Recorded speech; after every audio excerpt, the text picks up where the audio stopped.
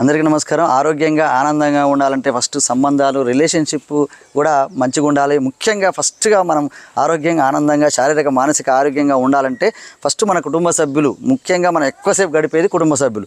మన కుటుంబ సభ్యులతోటి మంచి రిలేషన్షిప్ మెయింటైన్ చేయాలి. అది ఇప్పుడు ఉదాహరణకు హస్బెండ్ అయితే వైఫ్ తోటి, వైఫ్ అయితే హస్బెండ్, పిల్లలు, తర్వాత తాత, నానమ్మ, అత్త, మామలు ఎవరైనా ఉండని వాళ్ళందరితోటి మంచి రిలేషన్షిప్. ఇంట్లో ఎవరైనా చెప్పులు ముళ్ళు చెవులు జోరేలాగా ఎప్పుడు ఇంట్లో ఉన్న వాళ్ళతోటి సమస్య ఉంటే మాత్రం మనకు ఎప్పుడు కూడా మానసికంగా ప్రశాంతంగా ఉండలేం. కాబట్టి అదొకటి. తర్వాత ఆఫీస్ కానీ లేకపోతే పనిచేసే చోట కూడా అక్కడ ఉన్న వాళ్ళతో కూడా మంచి సంబంధాలను మనం మెయింటైన్ చేయాల్సిన అవసరం ఉంటుంది. మళ్ళీ ఇంకో మూడో అంశం ఏంటంటే నైబర్స్, మన చుట్టూ ఉండేవాళ్ళు కూడా ఎప్పుడు బయటకు వెళ్తే బాగున్నావా బాగాలేవా అని ఇట్లా అడుగుతారు. కాబట్టి తర్వాత వాళ్ళతో ఎప్పుడు ఇంటరాక్ట్ అవసరం. కాబట్టి ఆ వాళ్ళతో కూడా మంచిగా ఉండాలి.